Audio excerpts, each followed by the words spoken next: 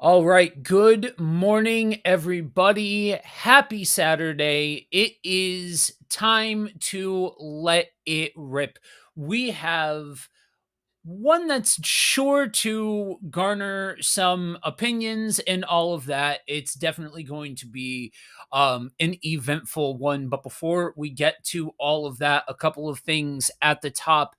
We are going to be talking about topics that can be very sensitive to discuss. We are going to be talking about gun rights, and I'm sure gun violence is going to come up and things like that. So just so you are aware of the subject matter at hand today, along the way. As always, even else, I should say, especially with the more controversial topics, this show really thrives on engagement from you all. So, as we are going through these things, as we are walking our way through the subject matter, as always, we want you to chime in down below. Let us know where you are tuning in from and also what you have to say along the way. Of course, usually is perfectly fine, but with a topic like this, it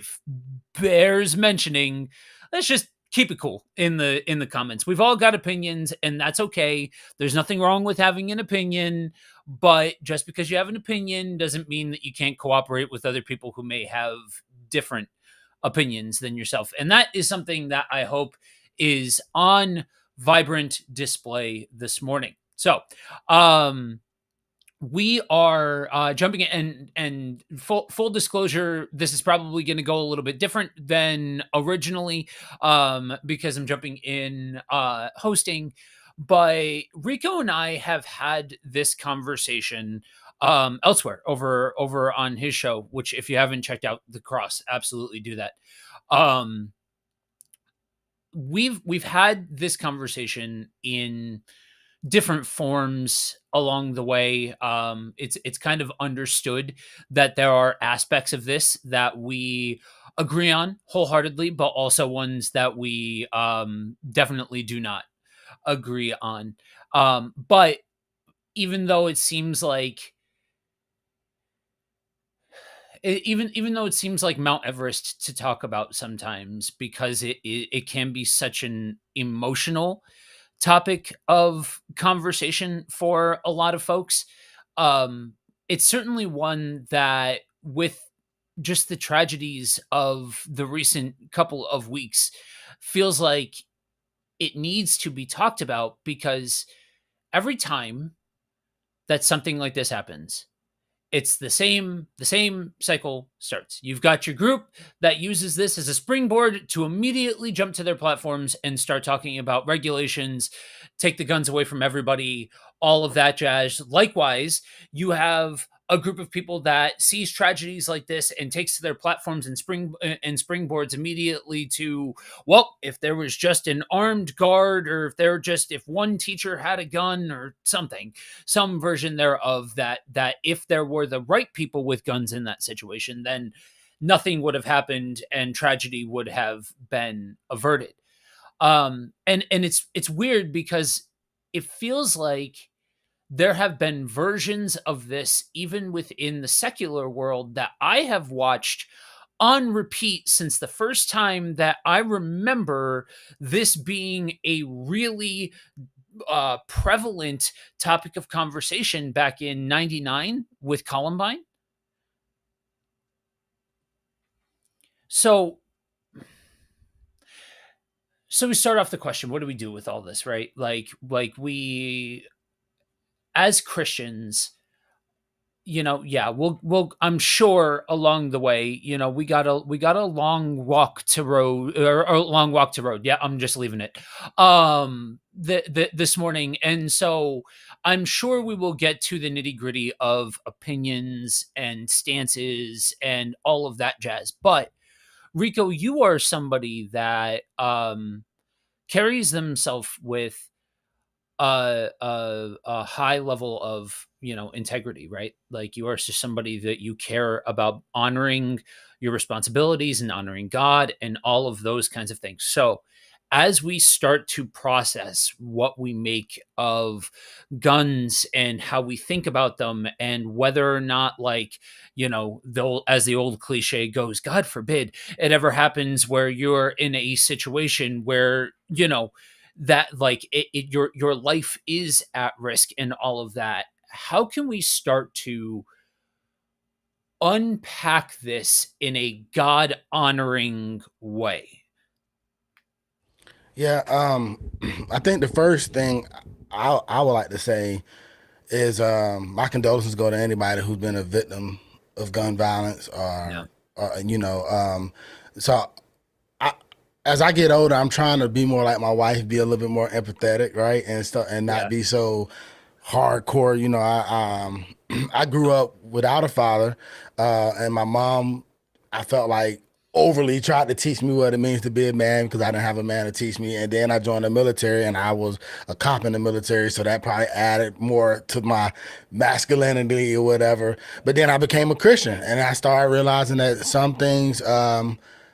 I could probably operate with a little bit more grace and a little bit more empathy. So I definitely want to, I definitely want to say, I want to be empathetic and show grace to people who maybe have, who's hurting from this. And so my prayers go out to you all. And so I think that's the first way we can, operate in this conversation in a godly way is to remember that we're talking about human beings, people, God's children, God's people, and they're hurting and they're going through things, and so we live in a fallen world, and so prayer, showing empathy. That's one thing. Also, two, I think the other thing is we have to really ask ourselves, um, do we believe what Jesus says, and believe Jesus' teachings when it comes to dealing with our enemies? So when people do wrong, right, and people and it's clearly wrong, we have a hard time forgiving them and showing them grace as well, right? I'm reminded of this one I saw on social media, but this cop had killed this black guy brother. And the family was mad. Everybody was sad. The country was in uproar. But the little boy, the little brother, in the courtroom told the judge, "Hey, I want to forgive her. I don't want to see anything bad happen to the cop." And then he asked the cop, "Can he hug her?" And he showed, even though she took his brother away from him, he showed a lot of grace and forgiveness towards her. But a lot of people, even Christians, was like, "Man, forget that. You see, we in the black community are too forgiving and we always turning the other cheek and blah, blah, blah." But this is what Jesus tell us to do. And it's a hard thing to do when you're being wrong. And so, again, I want to just start with empathy and say that, yeah, even though I try to be a person of integrity and I believe what the Bible say, I fall short all the time of it. And I don't know if I was in that boy's position, would I have shown that much love and grace. But that's what I strive to do because that's what the Bible tell me to do. So I think that's where I'll start at with that. And then when it comes to the whole guns thing and violence and stuff, it's unfortunate. But if I just had to quickly give my stance on where I'm at, I think people should be able to defend themselves. Is where I would land. Right. Uh, Now, to what degree? I think we're going to get into that a little bit more, and I'll share a little bit more why I land that way. But that's typically where I land. But that doesn't. But again, I preference all that other stuff first to say, even if I have a right to defend myself and a right, and if that even means me having a gun to do that, my first step should not be automatically using the gun to harm and to kill. Matter of fact, I just get to it now. One of the things they taught us as cops, which is why I get very frustrated when I see cops shoot unarmed people and kill unarmed people, is the very first thing they taught us was the use of force model. The use of force model simply says you use the lowest amount or the reasonable amount of force to eliminate a threat, right? And so if somebody's just yelling and talking crazy to me, I don't jump to shooting them, right? But if they're causing if they can cause a potential death and harm to me or civilians or whatever, then I can use the amount of force to stop that threat. And so that's kind of where I stand. That's how I was trained. That's where I stand. And I think the Bible gives room for me to operate that way because and I'll use this one final example. I remember seeing a clip of this kid who tried to rob this guy. And tried to break into this guy's car or something like that, break into his house. Well, the guy was armed. He came out. He had this gun on the kid. He didn't shoot him or kill him, but he said, "Hey, man, let's talk. Put the gun down. What is going on? I was in your shoes." And so, even though he had his weapon to defend himself and his family, he showed grace and love to that boy, talked to him, didn't call the police, and potentially probably changed that boy's life around, right? And so again, I think there's a way to defend yourself, defend your family, but then also operate with the love and compassion that Jesus called us to. Right. Right. I'm glad that you started it off acknowledging, because I think oftentimes it's so, and I have found myself being guilty of blowing past taking the moment to offer the condolences for the people at ground zero of the tragedy, right? Yeah, um and it's heartbreaking that there's so many that you almost become desensitized to the fact that this is just a regularity, like to the point where there is currently what most believe it is a scam, but there is an image going across different school districts. It looks like it was a meme that was taken out, and somebody in different local areas took a list of local school districts out and replaced it with local school districts for their area, and it's going around that like, oh, this list was found, and all this jazz. Like it's a meme, like on a, you know what I yeah, mean? And it is easy. I like you have also been on a journey of maybe tempering it back. I still have plenty of opinions to go around. I still have plenty of passion to go around, but taking a beat before jumping in and immediately getting to, oh, I need you to hear me and my stance and why I think this is wrong or that is wrong or this is right or that is right. Because I think that's exactly where conversations like this fall to pieces. And when I was in the throes of that model of I would call it conversation, but it really wasn't. Um, I would have never been able to sit here on a stream with you all watching with an ex cop talking about gun rights. This would have never happened. I promise you that.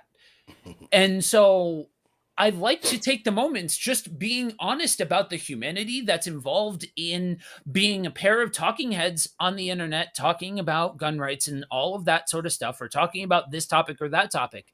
I like to take the moments to acknowledge the work of the Holy Spirit in the situation.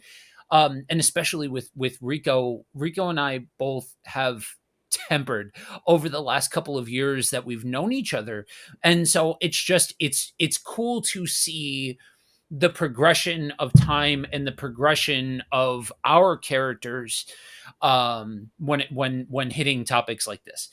um so I would say it's probably fair and one of the easier on ramps to take that neither one of us is out here waving our hands in the air talking about how it is God's mandate yeah. No, for us to arm ourselves, for us to like not to defend ourselves, because I think when I'm using that phrase defend myself, I am definitely using it differently than how you used it with what you say. It's less about love your neighbor first and more about your strength as a Christian is determined by how many enemies that you can vanquish, kind of isolating out kind of the mentality of the Old Testament and trying to superimpose that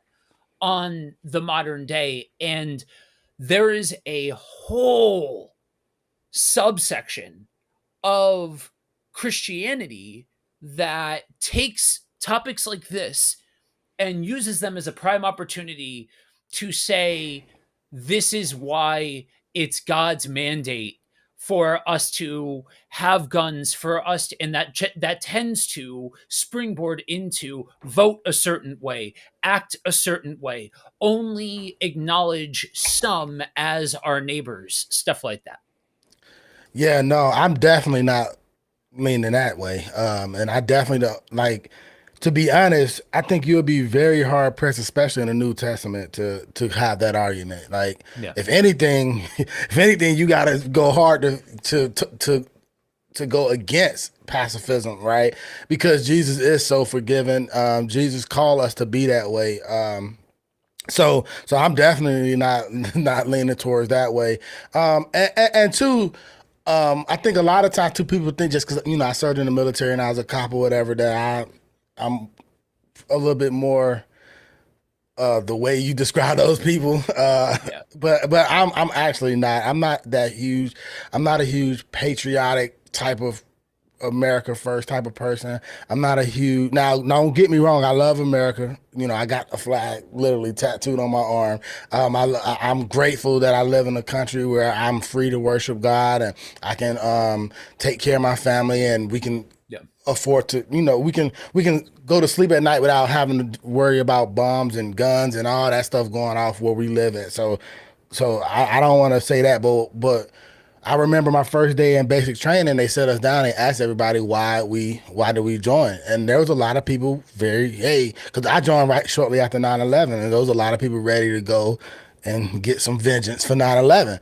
Me, I joined to take care of my family. Now and everybody in that room gave different reasons of why they joined. And some people who are very patriotic feel like if you're not patriotic, then you shouldn't have joined or whatever. But the reality of it is, it's not a matter of why you do something; it's what you do once you get there and how you perform and that kind of stuff, right? And so, people may be surprised by that, but I'm not like that. Also, too, when it comes to politics, I am. Like I watched the debate the other day. I'm just personally very saddened, disappointed to kind of where our country is kind of got. I think we're so divided. I think people we're like, for example, what we're doing here. A lot, me and you disagree on a few things, but we can come together and talk, right? But I think we're at a point in our country now where, like, if you don't think the way I think, then you're automatically my enemy, and I got to get over on you and whatever. And that to me is sad, man. And it's sad our choices that we have when it comes to our leadership, right? And so I'll never be that person to get on here and say it's God's given right for us to eradicate all evil here. Yeah. Because if anything, God told us to pray for them, love them, and it's going to be that love that's going to help bring them to know Him. And so that is what we're called to do. So that's why I want to make sure I steer this conversation more so from a viewpoint of defending Yeah. yourself from people who said, you know what? Above all else, I want to do you harm. I want to cause evil to you or to innocent people. And I do think that the Bible does give room for us to protect widows, to protect, love, and take care of widows, orphans, the less fortunate, the homeless, and the people who can't defend themselves, right? And then I think this is, and forgive me if I'm wrong, but I think this is kind of where we steer off a little bit. I do believe that God, I'm trying to think how I want to say this. I do believe that God do put government, law enforcement into power for a reason, to kind of help, basically to defend, and they have the authority to punish evil, right? And so I believe that Romans 13 give a case for that. And again, that's why I want to preface. I'm not this super over political kind of, person. I think that if somebody goes out and let's say they're a serial killer, right? God has put in place police officers to to stop that serial killer, and that's their duty to do that. And so that's an example of what I mean when I say that. Um, yeah. So first off, to the topic, like we could just sit here and beat up the stance of it's God's it's God that gave us the mission to have guns and all of that jazz and to eradicate all evil. We could sit here and beat up on that, but that will, I promise you, for all of you watching, that will get old because we largely agree, right? And that's something that I was, when Ant pitched the idea to me for us to talk about gun rights when it was on your show. I was like, this true grit, red, white, and blue dude and I are not gonna. This is not gonna work. Like this is you're seriously putting oil in water because I had a stereotype. You hear words, you hear titles, you hear those things, and I had a stereotype, and I'm very honest about that because I want to give people permission to be able to be honest about that, to be able to say that some bad actors have given you an impression of what everybody who holds that title is like and what that entire thing, and don't get me wrong, when it comes to the system, oh, I have so many opinions, but we have to remember, regardless, and this is true for so many different points in this conversation, that there's another person involved. Whether it's the cop, whether it's the person who believes that everybody should have guns, whether it's the people who believe that nobody should have guns. Regardless, there's people. And that's And not to cut you very, off, but Anthony always bring up too, those people thoughts may come from their experience and what they've been through, right? yep, Their viewpoint may come from that too. So I'm sorry not to cut you off. yep. And so that part of it, for a full breakdown of the verses, like if you're hearing this and you're like, what verses could people possibly use to defend this, go to ministrymisfits.com. Andrew wrote a full article breaking down the most commonly used verses that would be proponents for that sort of hyper patriotic, hyper conservative, hyper gun right sort of mentality. So transitioning, yeah, there are some things that I can say I've cooled off on how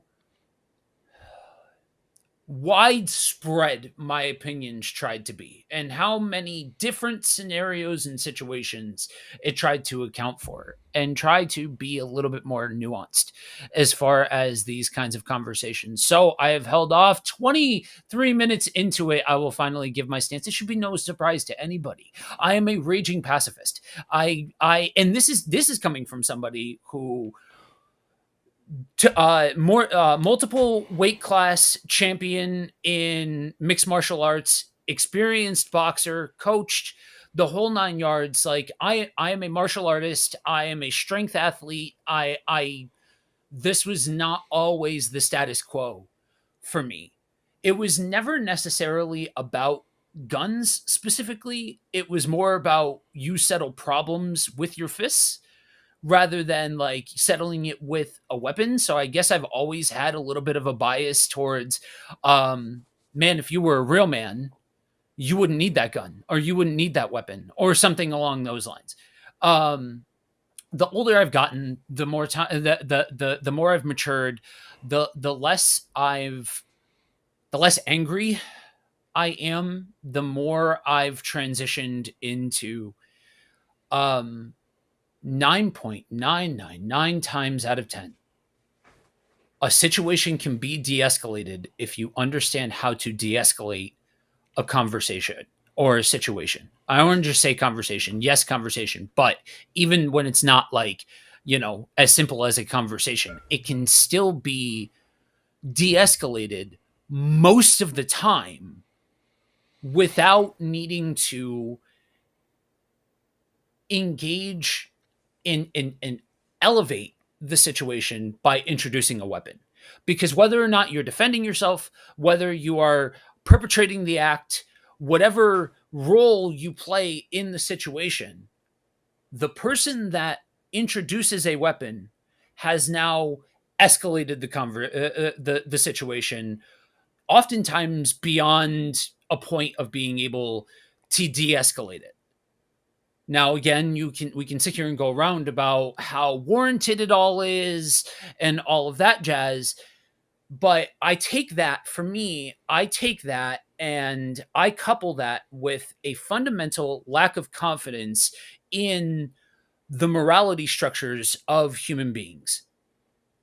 Now, there are some of you that know me face to face that are watching this right now. I see, because I know exactly where you're tuning in from. So it's you will get a chance to hear me say this, because I usually only say this online.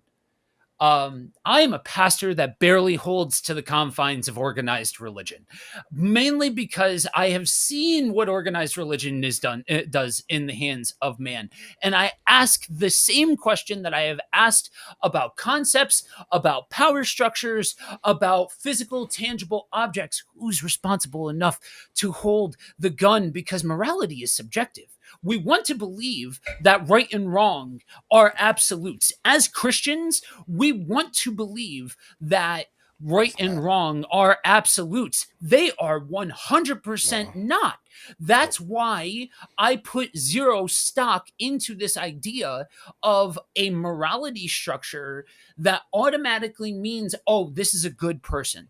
And so now they're walking around with the ability to use this gun and to pull this gun and to do all this. And again, we say, like, humanity says that they're good. To quote the great philosopher, the Joker, all it takes is one bad day. It's all it takes. And so I take a step back when trying to process this situation, rather than just specifically looking at it from one side or the other. I try to, how in the early 2000s every procedural seemed to have the same exact area, like this pseudo high tech hologram area where they could look at a room from all directions and all of that. That's the approach that I try to take with this argument, and take a step back from being entrenched in a stance to, if this thing has the power to cause widespread devastation and it levels the playing field by taking it out of the equation, that then at what point does utilitarianism start to kick in? At what point do we recognize that in the midst of giving it to, I don't know, we'll call them responsible people, since we've shot holes in the morality argument, we'll say responsible people, and that's assuming that it's an area that actually requires any kind of rigorous licensing or testing or anything or training in order to hold a gun or be able to carry around a gun. In the midst of allowing those people to have a firearm, we've opened the door for all of these other people to be able to have a gun so very easily. At what point do we admit there's a problem here?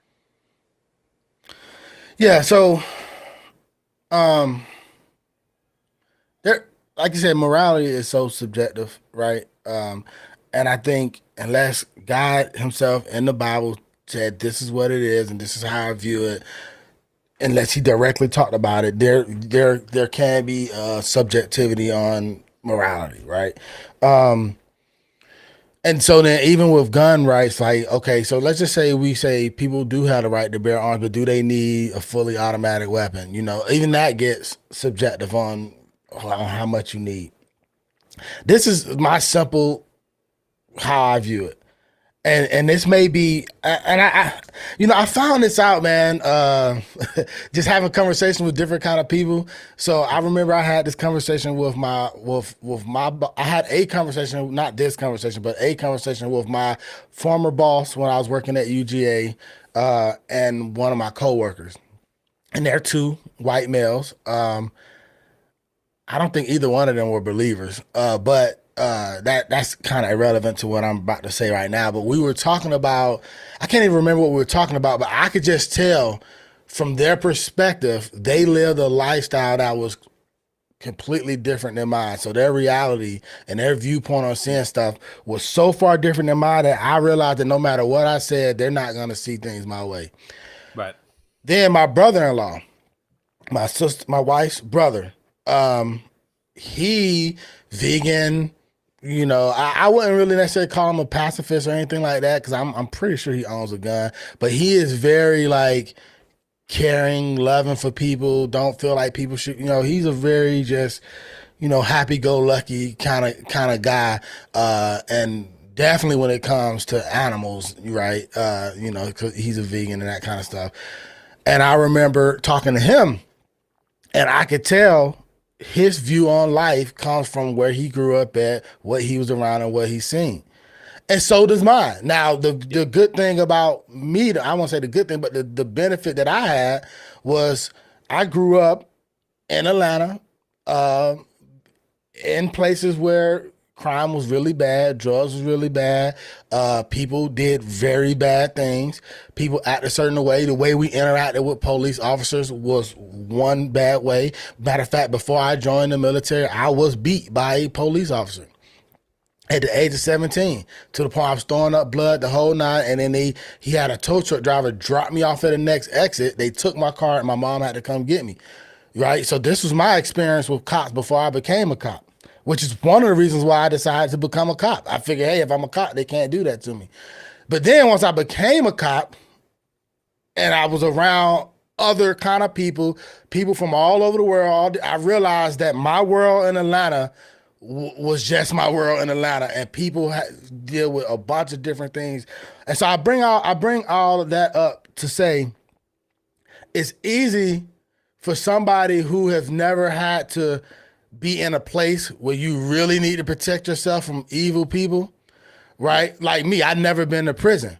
So somebody in prison, I'm sure your skills that you got is going to go a long way in prison because you are certified. You will be able to defend yourself in a place where there are people who literally want to do you harm every single day. You see what I'm saying? And so if you were in that situation, your view on protecting yourself is going to look a lot different than a joker who never been in that situation.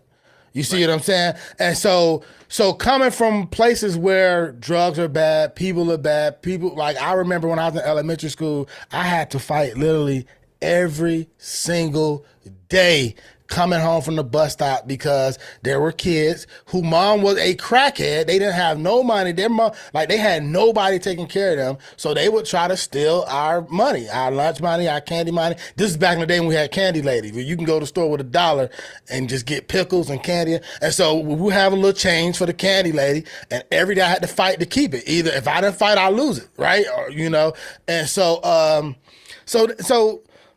again, and that's why I want to start off by saying you got to realize these are people, and people thoughts on this come from their experiences, right? And so if I'm living in an area where I need to defend myself, it's kind of hard for me to sign up to say, take my guns away. And the reason why is because a criminal can care less.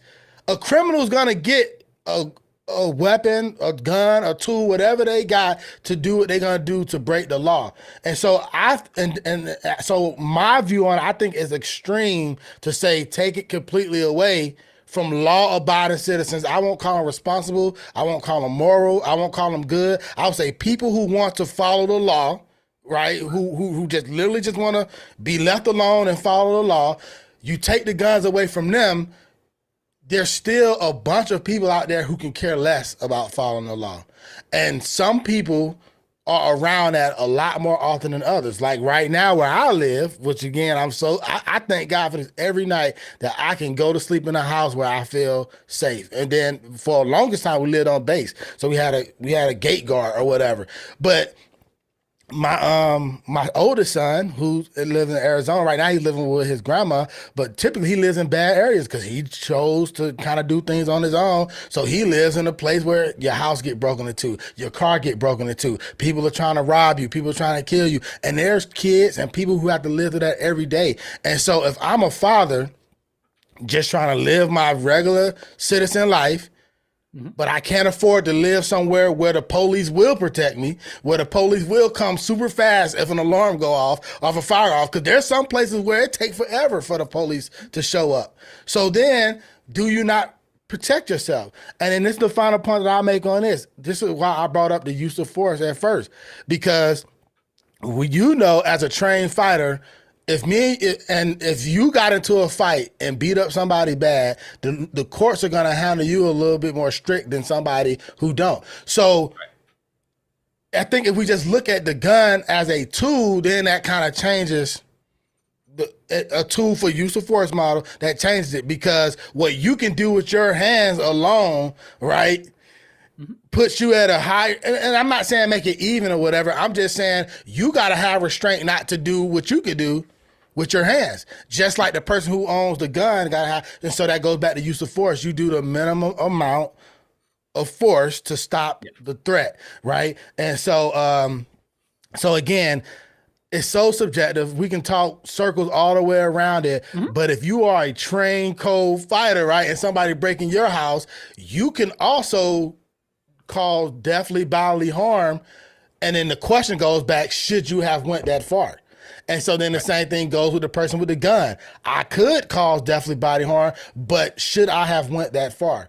And so Right. that's kind of where I stand on it. I think once you take the guns away from law-abiding citizens, now the criminals who don't care about that, you just put them in a huge disadvantage. Yeah, I the that's the typical response that I would hear from somebody who can think level-headedly but has a proclivity towards the right to bear arms. And it's reasonable. Like it's a fully reasonable thing to say, because it is not a magic fix it all to just say let's take the guns away from everybody. And that's why, again, that nuance factor needs to play into how we address these things. And that's part of where i have I guess softened my heavy hand a little bit, um because the idea is, if you ratchet it back enough, I'm saying for somebody who would then double down and say, yeah, no, take them from everybody, is the idea is you keep closing the valve of the water supply more and more and more, and eventually water can't get out of the valve. That eventually the supply will start to become scarcer and scarcer and things like that. I think it's a flawed argument. I do.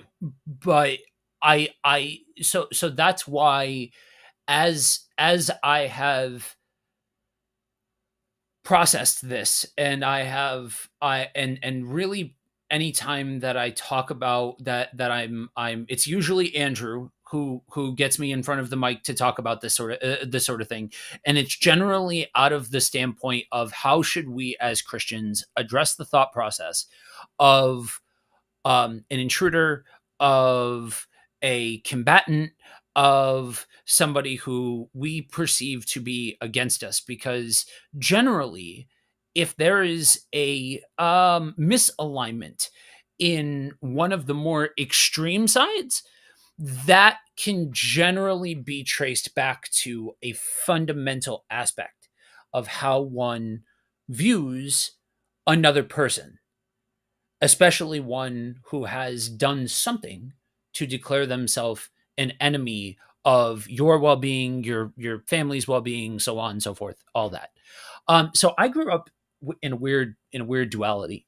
Spent a lot of time in Philly, which for those of you that don't know, for the uninitiated, especially back in the '90s, the cops were non-existent. I you just it was nonsense in there during the '90s, but and I bounced from there to rural northeastern Pennsylvania, where in an entirely different way, the cops were good old boys, and you better hope that it wasn't a real serious emergency, because unless you were a buddy, you were spending anywhere from 45 minutes to an hour waiting to get any kind of response, even if you lived right next to the police station. And so and I know because I used to live not far from the police station, and it took like 40, like, I'm just saying. But I ended up, when I moved out of Pennsylvania, I've lived all over God's green earth, but um my favorite spot that I have ever lived, hands down, was in St. Paul, Minnesota. And you want to talk about living in, like, I didn't take people seriously at first when people heard that I lived on the east side of St. Paul, and everybody was like, "Oh, you live in the hood." I'm like, it's not bad, because in multicultural communities like that, be a part of the community. If you are somebody, especially a white guy, moving into a multi-ethnic community, and you want to ingratiate yourself to the community and be a part of the community, just say hello. Seriously, introduce yourself, go shake hands, go make yourself known in that community. It will go leaps and bounds. So I didn't think about it in terms of, because when I was in Philly, I lived in the hood, and it didn't feel the same. Um but the more time I spent there, absolutely, like, yeah, had a home invasion situation take place. And yeah, I'm not gonna lie, there is a measure of, when you speak out of your own experience, it's easier for you to get to your conclusion than if you're speaking from somebody else's experience. Because while I have, at this stage of my life, as I sit here in my mid 30s, I can sit here and tell you that I have a deeper appreciation for Pennsylvania than I ever thought I would. I have developed wonderful relationships with wonderful people out here now. Um, but my early years in the state formed what I saw was possible from a cop, or from the system, or from law enforcement. When you're a big dude and you get accused of being angry, and you're all of 18 and getting pulled out of the car and have a gun to your head by a cop, that forms how you think about people in that role. And it will also have ripple effects on how you feel about people who can freely carry around weapons. Couple that with the fact that the county that I was originally from, you could get a gun permit for $5 and a tic tac.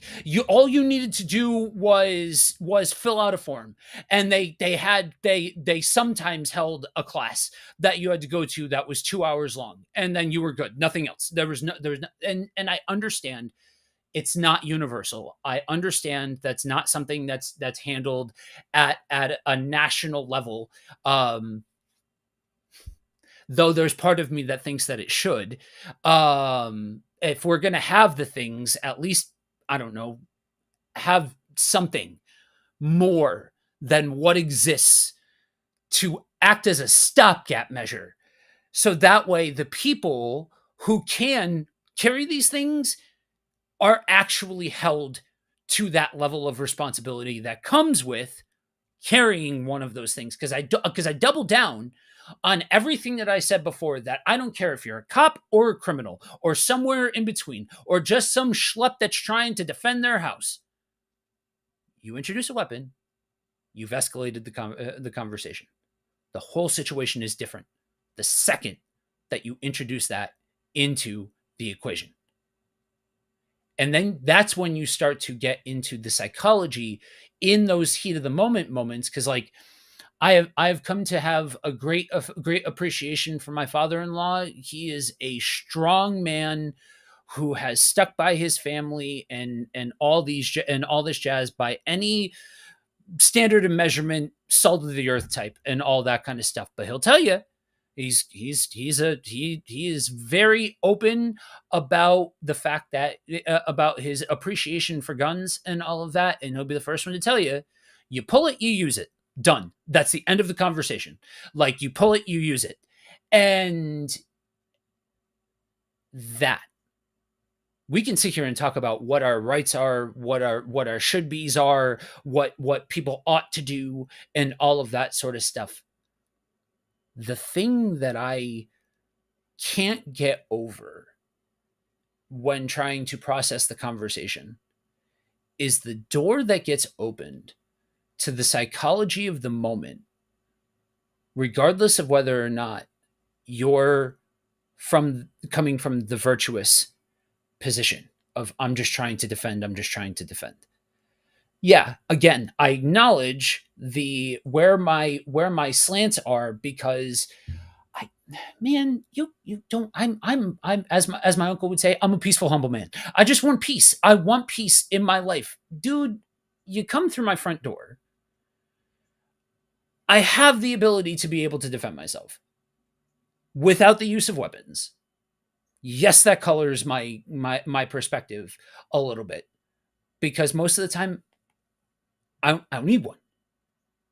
Just again, I'm being honest because we have to be able to be honest to be able to have authentic conversations and couple that with listening skills so that way we can actually have discourse back and forth and we alleviate ourselves from the pressure of, oh, by the end of this, I need Rico to understand why he's wrong about having guns. No, that's not what we're talking about here. We're honestly kicking the can around about things like the depths of where that line should be or what the psychology is in that moment. And is that psychology of something like you pull it, you use it? Is that a sin? Is that something that actually goes against the teachings of Christ? Yeah, I think if you just black and white, cut and dry, you pull it, you use it. I believe that is a sin, me personally, because there's so many factors that can take place once or if you pull it or don't pull it. So in the true black and white sense, you pull it, you use it. Yeah, I believe that would be a sin if that was your mentality. At the same time, too, I think it depends on how you view it too, right? So we were taught gun safety, how to handle a weapon, the whole nine or whatever, and we were taught you don't point your weapon at anything that you don't intend to shoot. And so then if you're looking at it from that viewpoint, if I end up pointing my weapon, then I'm in a situation where I do intend on using it. So again, that can even get subjective on what somebody mean when they say that. Which is why I keep going back to the whole use of force model, because what that talks about is you just use a reasonable amount of force to stop the threat. And I think you gave a version of that when you said, hey, once you pull that weapon, you've already escalated to another different level. So you got to be very wise on if and when you need to pull a weapon. No different than you have to be wise on if you're going to use a certain chokehold or a certain move on somebody that could, like, because like there's a chokehold where you can, if you hold it long enough, right? If fighters know this, if I hold a certain chokehold long enough, you're going to be brain dead, which is the reason why in most fights, the referee will see when somebody stop, they go and, you got the option to tap out one, then the referee got the option to come and stop you from doing it because you could render somebody brain dead with a certain chokehold, right? Which would get you in just as amount of trouble in the court of law as it would if you would have used a gun on them. And so to me, I think now we're getting to the theological, I guess, conversation piece of it, because we do know that Jesus does teach us to love our enemies, to pray for our enemies, to leave room for God's vengeance. And so whether you have a gun or whether you have a knife or whether you have a hammer or whether you have your fist, you still need to, as a Christian, right? We still need to operate in a way to say, hey, this person, I'm not going against the flesh. It's the enemy at work here. And ultimately, God's will is for this person to be saved and to show God's grace. So is this a situation where I can show the grace of God, where I can respond a little differently than this person will expect me to act? Now, here's the thing. Especially you'll learn when you become like a leader, right? In military and that kind of stuff. There's you handle different situations on what's going on. So for example, if I'm in charge of a team and we got to say, okay, guys, we just got to move this equipment from here to the other side of the base or whatever, right? In that scenario, as a leader, I can brainstorm. I can have time to talk to my different team members. We could talk about how you want to do it versus, hey guys, we got to get this equipment from here to over there because the enemy is currently shooting at us. Now, as a leader, I got to sit back and say, I don't have time for everybody's opinion. We're going to do it this way and it's going to happen. I think you got to have that happens too when you're in a scenario where you have to defend yourself. So if I'm in a scenario where I can talk to my enemy, I can pray for my enemy, I can say, hey, enemy, hey God, listen, I understand that you're upset or whatever. Let's try to talk this out as men, or let's try to handle it a certain way. Then yeah, in that case, even though he's my enemy, even though he may have even came to do me harm, I should be able to assess that threat and say, do I pull my weapon or do I not, right? Right. Now, in a different scenario, I come in and a guy is actively trying to kidnap my kid, or this guy's in the act of raping my child, or he's actively doing. Now, the way I respond to that is going to be completely different than how I respond to another scenario. And so it's not a black and white thing. And so I think we got to go to Jesus' teaching and say, okay, based on biblical teaching and wisdom that we get from God, how do I, as a Christian, handle the situation? And then God know your heart, so you gotta be honest. Am I ready to just shoot this person because I'm afraid? Because fear is a sin, right? So am I acting out of fear? So am I acting out of revenge? Am I acting out of hatred? Am I acting out of like pride, trying to show that I'm bigger? Or am I truly, genuinely trying to stop the threat at hand, right? What is genuinely in my heart? And I think that's what the Bible is, a heart matter. And I believe the reason why Jesus had the teaching he had, because especially in the Old Testament, the heart matter was, and the law for that fact, was an eye for an eye, a tooth for a tooth. And so, we as humans, we automatically have, I'm not going to let you get over on me. I got to show that I'm right or whatever. I'm not going to. And so that's our default. And I think what Jesus is trying to instill in us, and the Holy Spirit want to instill in us, is to say, hey, love can overcome these things, right? Love, if you operate with love to your enemy, then that person can now become a brother instead of an enemy. But I don't think that's the case in every scenario. And so then it comes down to, all right, I'm a Christian. How should I handle this scenario, whatever it is, as a Christian? So that's kind of where I stand. And I try my best, because I was like you, Joe. I try my best to not stereotype people, even though your experiences will make you can make you do that. Because to this day, I am still because it was a state trooper who beat me.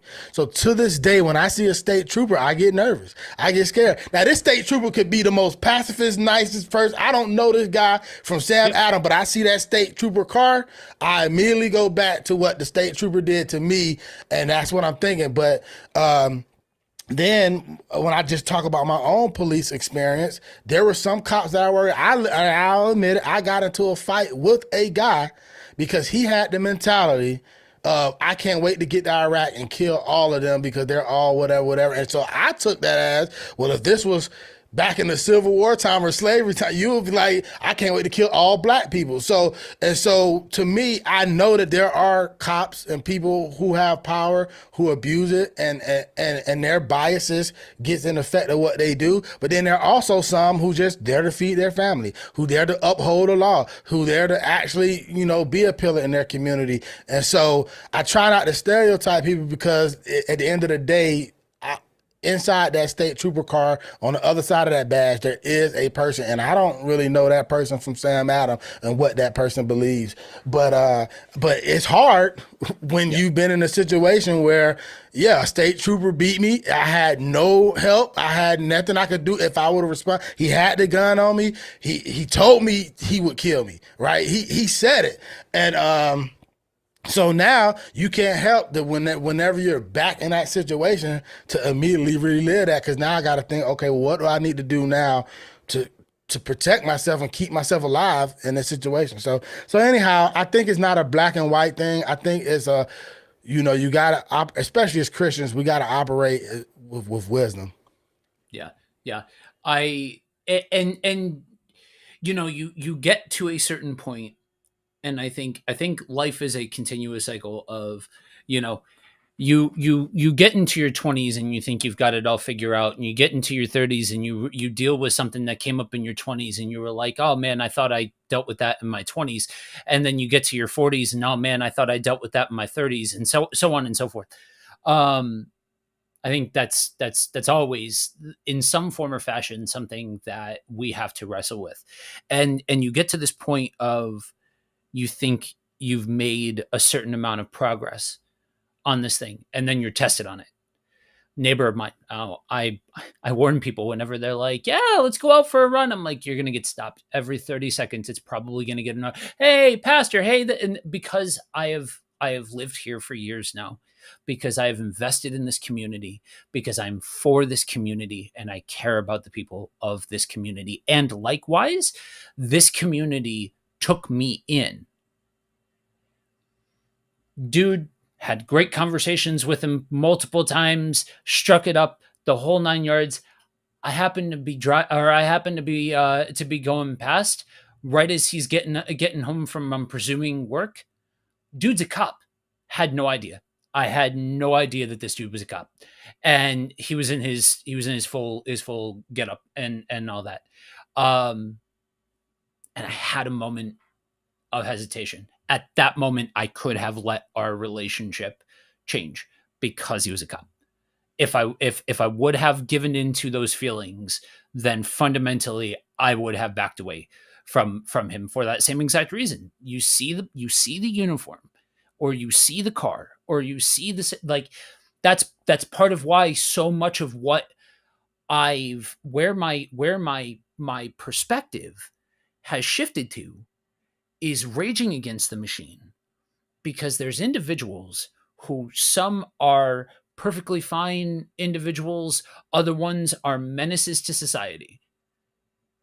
They are like the end of a branch of a giant tree that allows for the bad fruit to be able to be at the end of the tree. There's all this tree that produces the ability for people to be able to take up that badge and take up that gun and walk around like a demigod. And if you get in their path, woe betide, because you are not, now granted, the world has at least evolved a little bit where cameras are a thing and all this jazz, but there's still, we have seen that the opportunity still exists for bad actors to be able to do what they are going to do. I say all of that, and now's where I pick up that thread that you dropped earlier on in the conversation about God putting, police and putting a stopgap measure and all that kind of stuff. Oh, I'm gonna upset somebody when I say this, so please understand this is coming with a measure of love and just honesty. Any soldier, any cop, any defense personnel acts as an example of how humans have gotten it wrong and how it shouldn't have been post the fall. That's a reality. It wasn't intended for there to need to be a military with missiles and guns and all the armament in the whole wide world, and these police officers and all of that. Did humanity fall, and then through a series of events we now have a need for people to be able to stop psychopaths and serial killers? Sure, i can i can I can say that, but I wouldn't necessarily go as far as to say that they were put in place, just that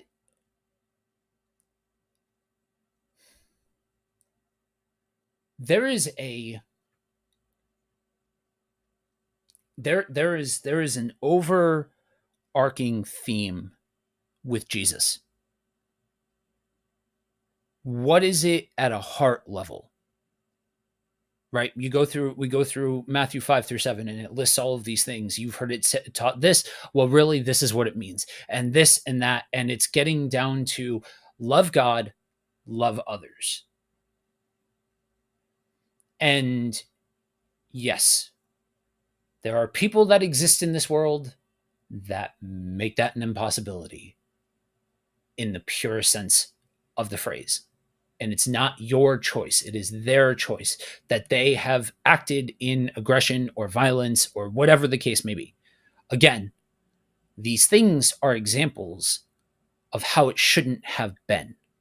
And I would say the same thing about any military, about any police force, about any of them, regardless of country, regardless of. So, no, this is not just another example of me taking a shot at America. Stick around long enough. There will be plenty, I'm sure, at some point. I don't even know. I don't even have any plan, but I'm sure they're going to come up at some point. I'm not quiet about that. But any of these forces are an example of how it and so if then you take this whole idea of Jesus and what's at the heart of the matter, and then you pull it into, okay, sociologically, how do you deal with people and government powers and all of that jazz? The modus operandi stays the same. It stays consistent. So, for my fellow anti establishment brothers and sisters, no, Jesus isn't calling for us to tear down the system and burn it all down either. Because I've heard that argument too. He's not speaking to the efficacy either direction. It's speaking to this idea of, okay, if you are in that land, live by the customs, live in accordance, live in submission to the to the governmental powers and all of that jazz, as a form of living at peace with the people around you. Now, for me, this subject a lot more complicated the second that I started doing international ministry, because some areas in which I preach, some avenues in which I speak, and some outlets in which I pastor, if I go off and say to everybody universally, live in submission to your governmental power, I'm going to get people killed. Like that's a real thing. Like this is not this is not the same deal as in the US. I may gripe and moan and groan, and I may be looking for dual citizenship, and I may be doing all of those things, but I also understand that I'm sitting here in front of a camera and there's nobody knocking at my door based off of what I'm saying or based off of the fact that I have the stances that I have. I get that. It's not, and so when you process these pieces of scripture, for me, again, we go back to what did we say earlier on in the conversation? Our experiences shade how we process different things. And so for me, when I look at the presence of the authority figure, I see no connection with God providing this, just that submission as a form of peace is a position that we are called to. Yeah, I agree with that piece of it, that submission as a form of peace. And I feel like Romans talks about that too. Basically, like if like if you disobey the laws and you disobey what the government said, then you can expect to be punished. Like you can expect that. So I get that.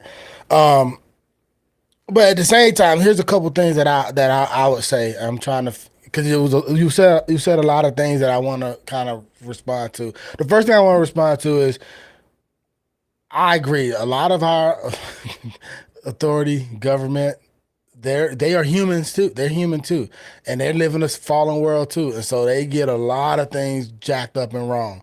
And so, I was gonna ask you, so I'm glad you clarified that God's not calling us to overtake them either, right?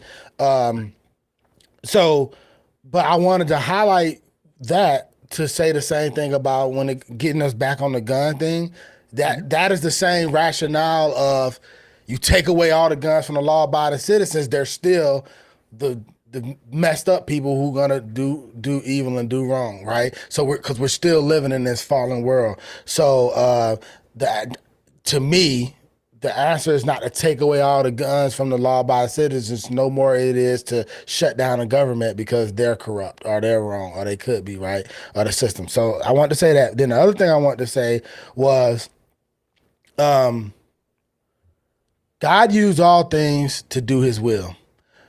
Even people who are doing wrong and ugly and evil, God will take that ugly and evil to do His will. And so I 100% agree with you on, because we're in a fallen world, because of the way things are now, there is a need for protection outlets and authorities and the whole nine.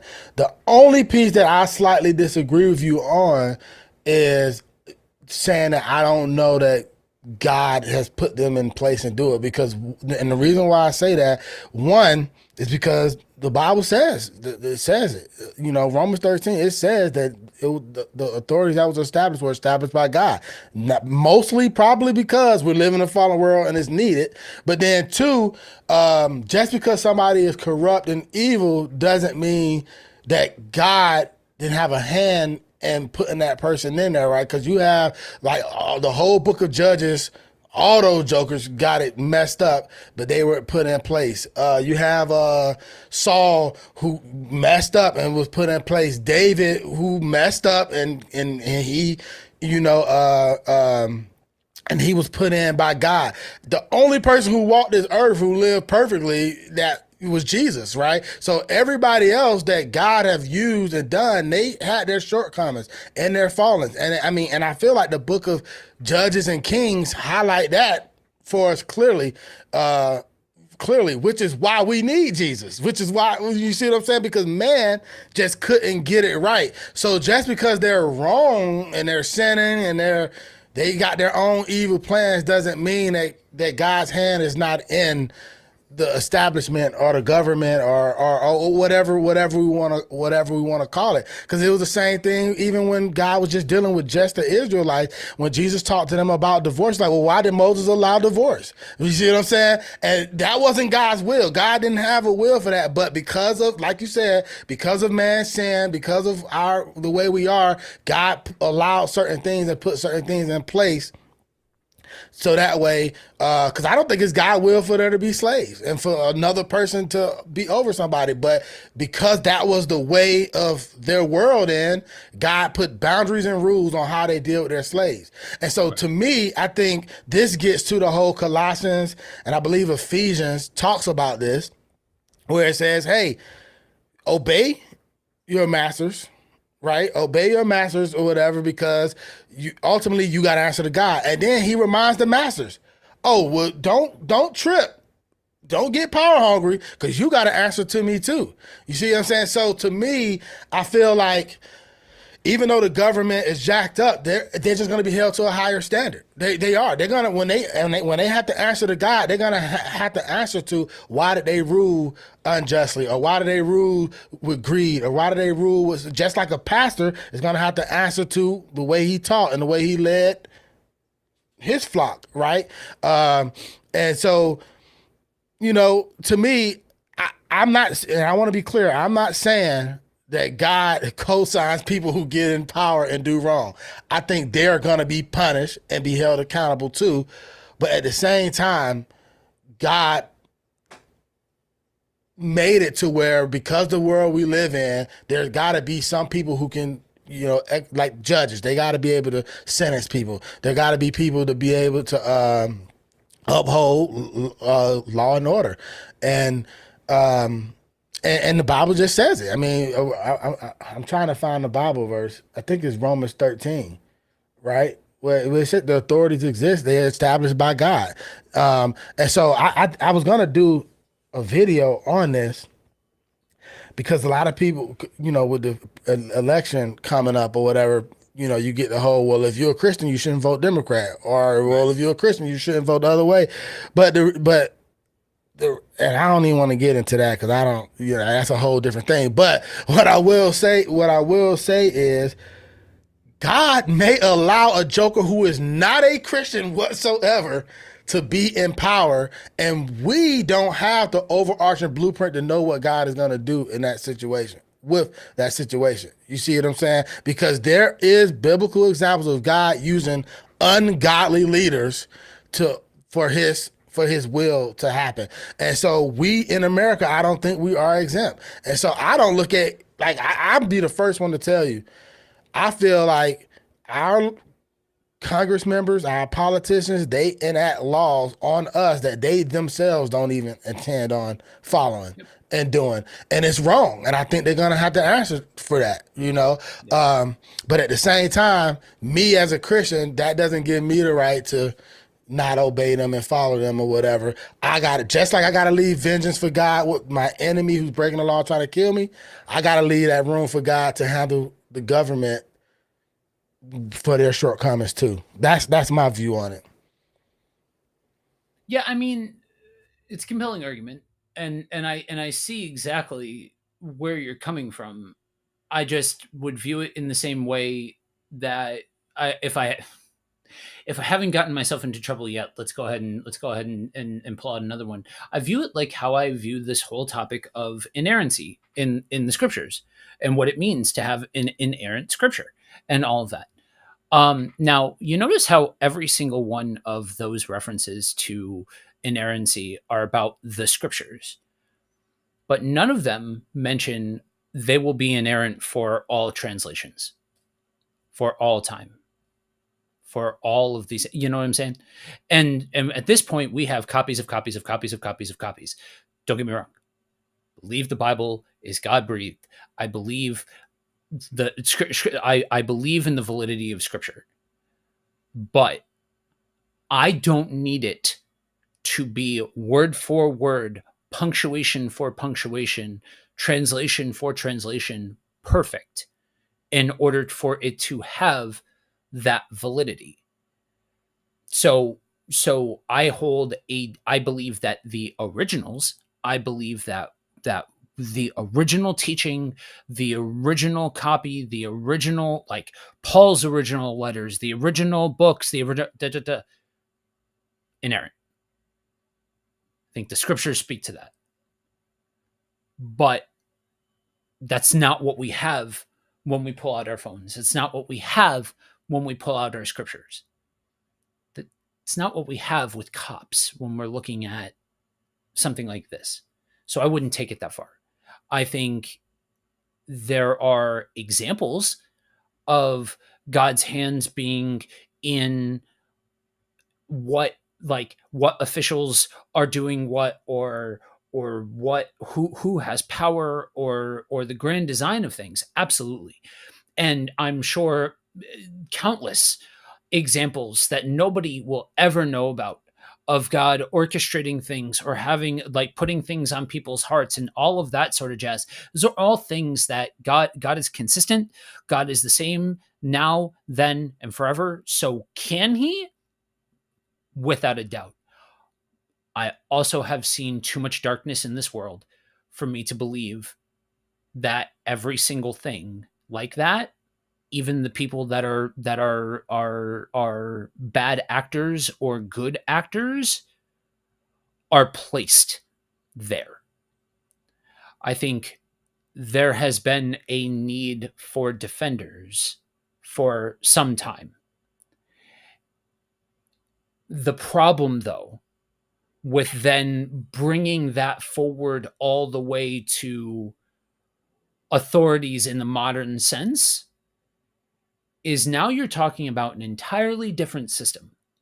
You're talking about a system that is built on pseudo Christianity, and a system that has been uncovered and very honest about the fact that they want people who are suggestible. Now, I don't know. I will be the first one to admit to anybody who has made it to that role by way of the military. I honestly cannot tell you if it's the same deal. This has been research specifically into, like, local area police departments rather than like military police. So I'm not speaking for everybody universally here. But when it's an authority figure that then is a part of an overarching system of man, I'm not sure that holds the same cachet as the the systems that Jesus was referring to, or that the Bible is referring to, Paul is referring to. Like, I think the way of being remains the same. That's why I went immediately before to submission as a form of peace, because I think what we're being called to in acting in accordance with the laws of the land, that still is part of the topic that needs to be brought in. But the actual roles of the individuals, I just, I wouldn't, I would make some of the same plays that you made. I just wouldn't take the ball as far down the field. Yeah, so let's break that down just a little bit. So let's go back into the context of where they were at in this time. There were essentially, when Paul was talking to the Romans, and he said that the authorities that exist have been established by God. There were two authorities in their time. It was, so one, you had the Israelites, right? You had the Jewish people, and they had their king, their well, Man, I know I'm speaking a lot of generals here, but the point that I'm making is that the Israelites had their way of doing things based off of the law and what Moses and Abraham and their fathers and all that established. But at the same time, at this point, you had Pharisees and Sadducees and all these people who were taking it to a level that was not in God's will. They start adding their own laws or their own understandings of the law in there. That still doesn't negate the fact that it was established by God. Then the other authorities that you had was the Roman authority, who was completely against God. They were, I mean, I would rather deal with our government that we have now than be a Jewish person having to deal with Roman authorities back then, at least from my readings, right? From what I read. And so they were completely against it as well. And so again, even in that context, you have bad people. I have to say bad subjective. You have people who are going against God's will, who are in positions of power, and Jesus, Paul, they're teaching us to obey them. And I think the reason why is it goes back and it speaks to a lot of what you're saying is that, we as Christians should, and followers of God, should act differently than the other average Joe, because that is what's going to show people the radical grace of God. So even though our authorities are in the wrong, they were still put in a position, according to Romans 13, 1 or 2, in a position that was established by God. I would even say, I would even go for to say allowed by God, because when you use the word place, and I don't know that I would say that God placed certain people there either and that kind of stuff, but I will say he allowed certain things, and then now that it happened, he's going to use it for his will. And so us, the Christians or the followers of God, we have a way that we should behave and act in that. And so an example I would use is when they tried to trip up Jesus with the coin, right? And God, he said, give to God what is God's. So we as Christians and followers of Christ, we have to follow the teachings of God and what God asks us to do. But also we have to follow the laws and the rules of our land. Now, they could be completely wrong in what they're doing, and that's going to be between them and God. But we have to obey, whether that's to live by peace or if that's just to obey our God, because our God told us to obey the authorities, right? And so Jesus could have easily been like, nope, don't pay your taxes to him because you report to God. But he's like, no, give to Caesar what's Caesar's, pay your taxes to Caesar, do the whole nine, but also abide by God. And so in these situations, that's why I typically kind of go back to Daniel. Whenever I start thinking about this, I try to go back and look at Daniel, because I feel like Daniel was in a position where he was following some ungodly leaders. He was under some ungodly leadership, and somehow Daniel still pleased God and obeyed God, but he also rose in the ranks of this ungodly political government system. And it wasn't until that ungodly political system tried to force him to do something that clearly went against God is when he rebelled and went against them. Other than that, he studied what they told him to study. He learned what he told him to learn. He was like second in command or something like that. So he had to have obviously operated within their guidelines and their rules.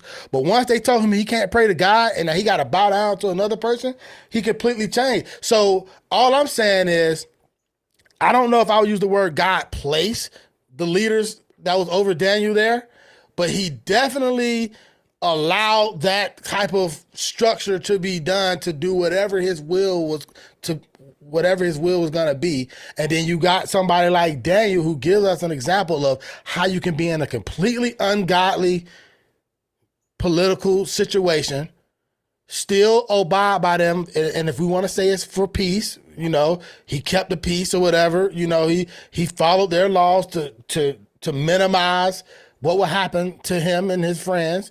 But then eventually it got to a point where that government crossed the line and had him go against God. And I think that is where the line is drawn when it comes to our government, whether they're right or wrong with all the other stuff they do. If it's not a direct commandment from God that they're telling us to go against, then we gotta obey them. We gotta follow their ways or whatever. But then when it comes to God, God is over that. So same thing with a woman uh, with her husband. He's supposed to be the head. He's supposed to be running his house a godly way. She should be under his submission unless he start having her do stuff that goes against God. Same thing with kids. God, Jesus himself said, if you don't hate your mother and father, the context of that was not to actually hate them because God don't cause to hate anybody. It was if they try to turn you away from me, then you're not supposed to follow your mother and father. Again, I think these are all examples of if we're in a situation where there's an authority figure over us, as Christians, we should obey that authority figure unless it goes against, unless it turns us against God. That is where the line is drawn. And so that's my view on it. So the one I will say is its own conversation, and I will openly state that I disagree hard. Is pulling in the marital roles and gender roles into it. This one in terms of the pre-established idea of following an authority, to pull that in at best is risky at best. But again, I'm not sure anybody watching that really understands any measure of where I plant certain peg marks would be any kind of surprised to hear me say that. But again, that's its own conversation. Um, yeah, I think we're working with the same piece of canvas. I just think we're making two different pictures out of it, because I still can't pull it forward past the context of 12 and 13, Romans 12 and 13, about the idea of not seeking personal vengeance by being by a call to being at that time. And I think for me, I can't pull in any of the other stuff because I don't see it. I don't see it in scripture. I think that that was a call because to a group of Jews that at that point in history would not acknowledge a king and would only say that the only authority is God. That they would not acknowledge a king. But Don't. but can't you see how then that would be the case with almost everything in the Bible? Again, I'm not sitting here saying that there's an apples to apples comparison to their government to our government. What I'm Right. saying is the Bible teaches us things and there's something we should learn from that, and then we have to use wisdom on how that applies to us today. So yes, their government was 1,000 times different than ours now, and they were dealing with a certain scenario and thing, but it still doesn't take away the fact that, and it's not just in Romans, Colossians and Ephesians teach this as well. Hebrews talks about it as well. It doesn't change the fact that we as followers of Christ should behave in a different way than people who are not followers of Christ. And a part of that is being respectful to authority. That Yeah. So like I said, 75, 80%, maybe even more of the topic is all stuff that we agree on. Like it's handling it in the context of modernization that you and I go in two different directions.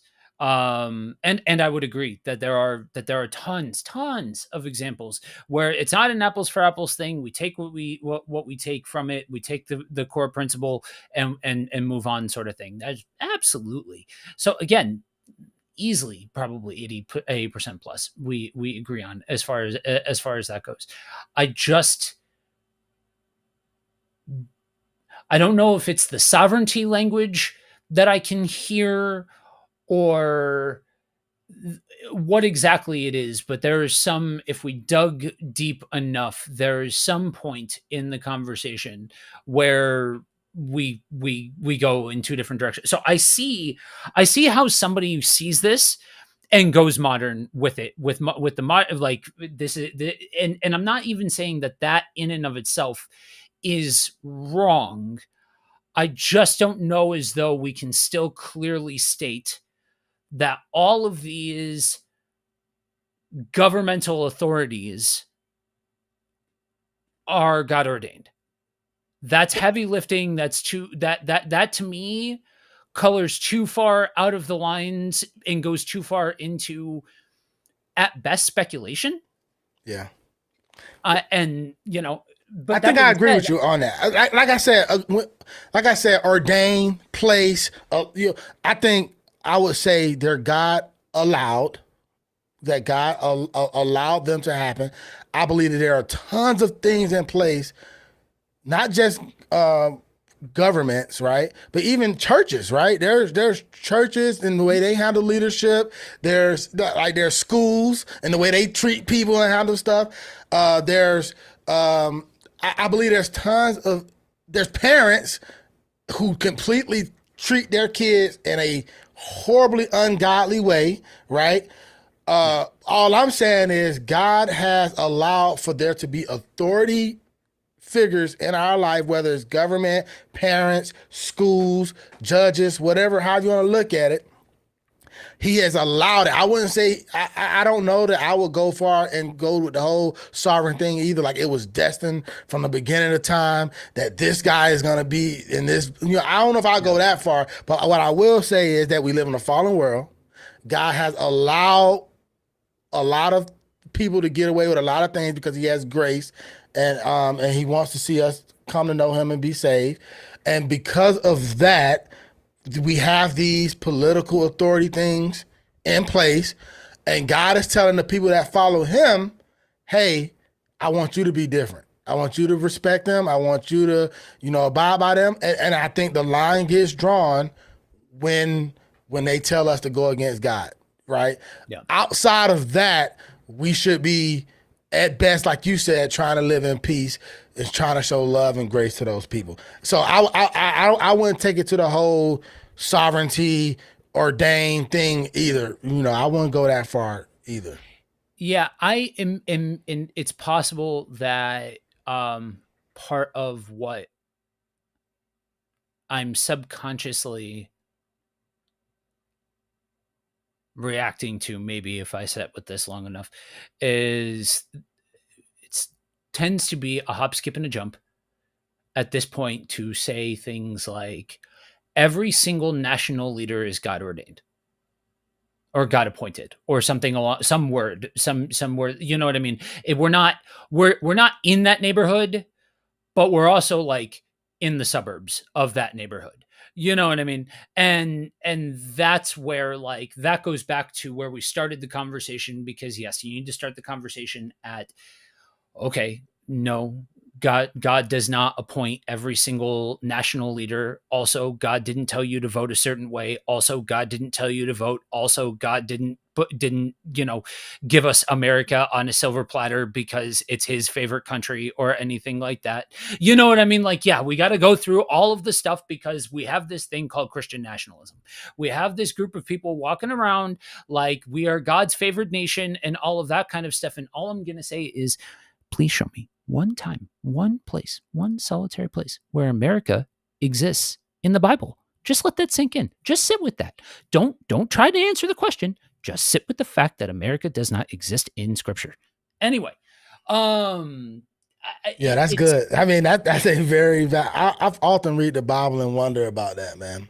I yeah, really do. yeah, Like, I don't want to take this conversation because we could take this down a whole nother different path. yeah, But as I sit back and look at the direction of where America is going right now, yeah, and I could see how we haven't been mentioned in the Bible, so I'll just leave it at that. So, and one of the things that I think pulls into my mind when I look at this, and it absolutely calloused me when I realized, is, so millennials catch a bad rap for being a generation that doesn't want to progress, that wants to stay in the 90s. Okay, think about this for a second. The 90s, for my generation, the 90s was the only time that we were told that the world is a great place. If you largely think of the 90s, there was a lot of things in certain for certain people that were showcased in the best light possible. Not for everybody, not everybody's experience, not no one person's experience is universal, yada yada yada.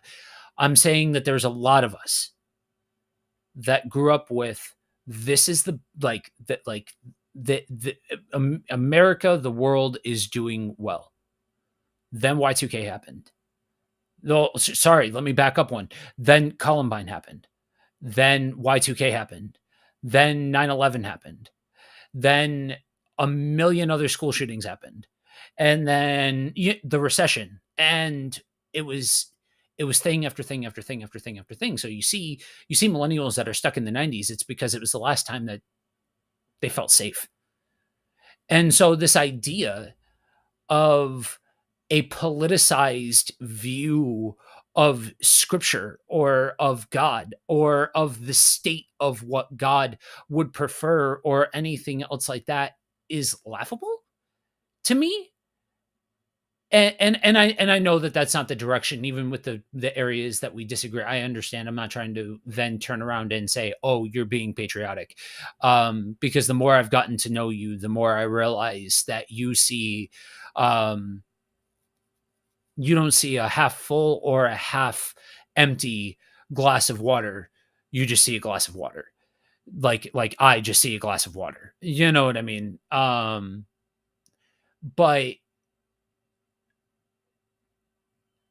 I think there's a lot of, to me, the more compelling part of it, the most compelling part of this, when we talk about what we ought to do or what we should do or how we should process this or any of that sort of stuff, is that theology piece of, what mentality do I have about the other person? When I am brandishing a gun, when I am thinking about getting a gun, when I am thinking about home defense, when I am thinking about the idea of someone coming through my door, what is my heart posture about that person in all of that? That to me is the most compelling part of the conversation, because the rest of it's nonsense. The rest of it is taking stances and and falling for the echo chamber, falling for the facade of, there's a whole group of people that are around you cheering you on and riling you up. Yo, it's like four people, but social media is doing its thing because it wants you to stay on the platform. See through the white noise. I beg of you, see into the matrix. Understand that all of these people, that you've got the 87 signs, which seriously, I'm just going to throw this out there because this is the airways are open and I get to do this. Why 17 signage for whatever candidate why? Like, oh, what? Okay, so you know what I'm gonna do? One's not gonna get him. Two, still not good. But if I put five of those things in my yard, I'm gonna convert somebody to the right side. Come on, man. Like that, it's a whole mentality that I will never actually understand. But anyway, um I wonder. I never put any. I wonder if they donated certain a certain amount and they get so many of them when they donate, so they just put right. them all out there. I don't know. Or yeah, I don't. Yeah, I don't get that either. I just laugh at it. So you know how on holidays people put like door hangs on doors that's like they're made of like cling wrap, sort of stuff. Like Halloween, it'll be a skeleton. Christmas, it'll be whatever. Um, No, no word of lie. Watch or saw somebody with a door hang like that of Trump, just full from the top of the door frame to the bottom of the door frame. It's just Trump on their door. I'm like, I, there's a sucker born every minute, and apparently at that point he won the luck of the draw. Like I don't know what to tell you. Man, we could do a whole show on what I believe is idols in America, right? Oh yeah, Yeah, yeah. and that just give me the whole idol Hmm. vibe, which See is that clearly See that's but see you hit on something intriguing, and that's why I think when if we get out from just the plain old topic of whether or not God is telling us in the Bible to brandish AK-47s,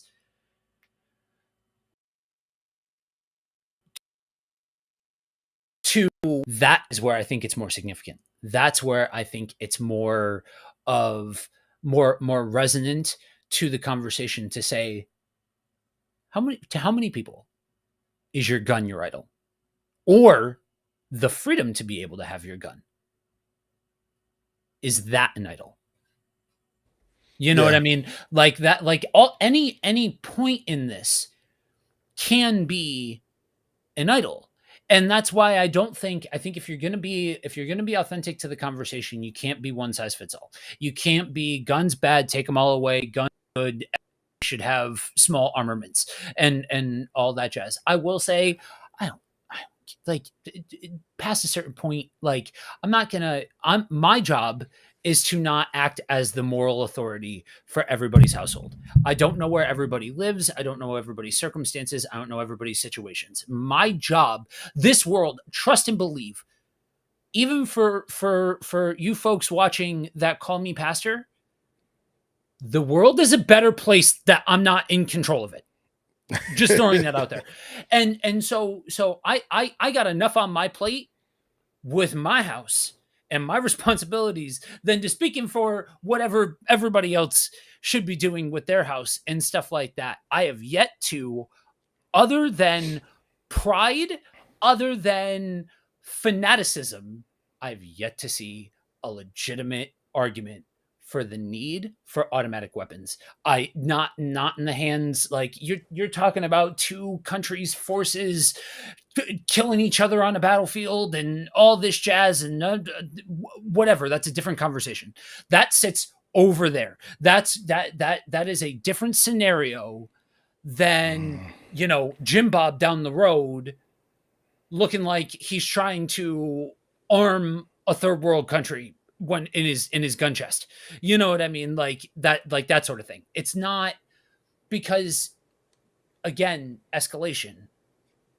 Again, what is your heart posture and your mentality?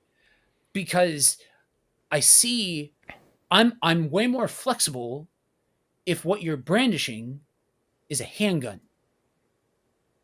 You walk around with you hit that trigger one time and 8 bullets come out of it. Yo, yeah, like at some point you've got to admit to the fact that you have one singular focus in mind when using it.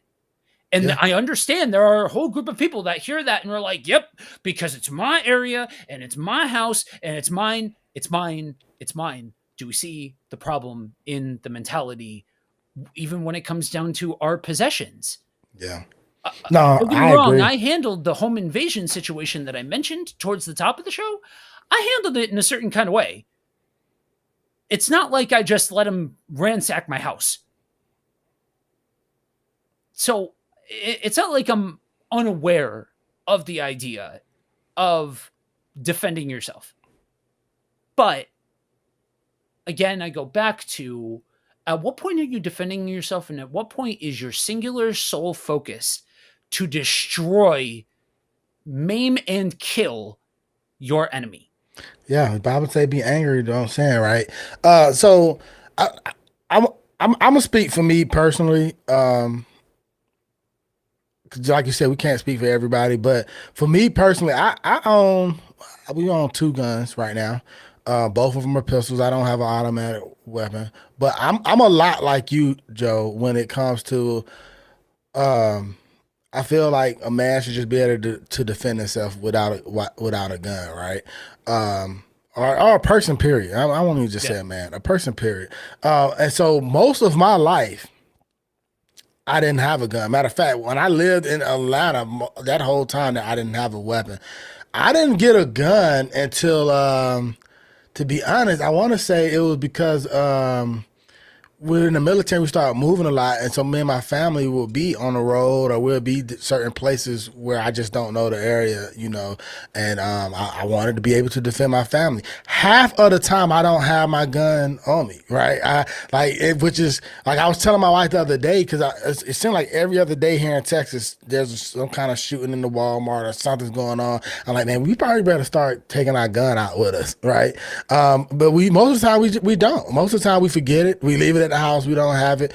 I would have to go through a couple of steps to use it if somebody came into my house, mainly because I'm confident enough that in most situations I could probably protect myself without it, right? Yeah. So that's my view, my stand. Another reason when it gets to the automatic weapons and all that, and I'm bringing this up for a reason because earlier we talked about me trying to be more empathetic. I do have an anger problem, right? And so whether I got a gun or whether I'm using my hand, if somebody did something to me, I have been asking God to help me have the strength not to do something, not to take it overboard, right? Because even when I'm dealing with, like, if say I'm trying to share the gospel with somebody and they're coming at me, I feel the anger and the emotions getting build up, and so Yep. I'm like, I need to be able to be better than that. I need to be able to have a conversation with somebody about Christ, knowing they may come against me, and I got to be able to control my anger.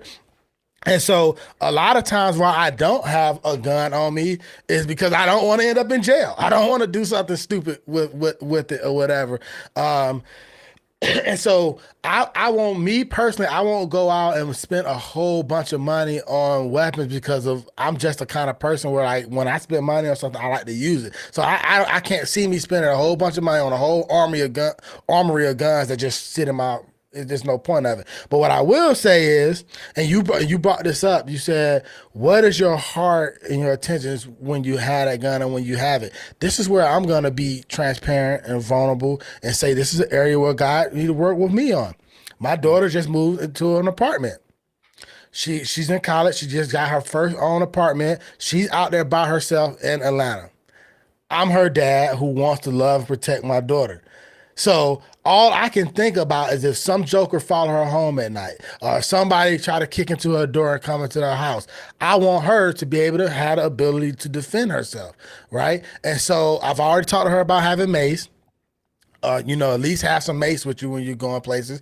But then also too, I do want to get her a shotgun for home defense because one with a shotgun, she ain't got to be that. She don't have to be that accurate, right? If somebody coming to her door and it buckshots come out, she's gonna be able to stop that threat before they can harm her. Here's where I would say I need to have probably more faith in God, but we do live in a fallen world. I will say my heart posture right there is to protect my daughter and my thought process. I mean, that's my thought process. That's where my priority is. My heart is not necessarily for that joker who may come into our house in that scenario. And I can be man enough to admit that that is a, I don't know if that's a flaw or not. I don't know if that's just a human response to her being my daughter. But in my heart posture is I feel it's better them than my daughter, which is wrong to have. But at the same time, I know my daughter is not out there purposely trying to cause somebody harm. So if you're coming to purposely cause her harm, I want her to be in a position, since I can't be there to defend her, to be able to defend herself.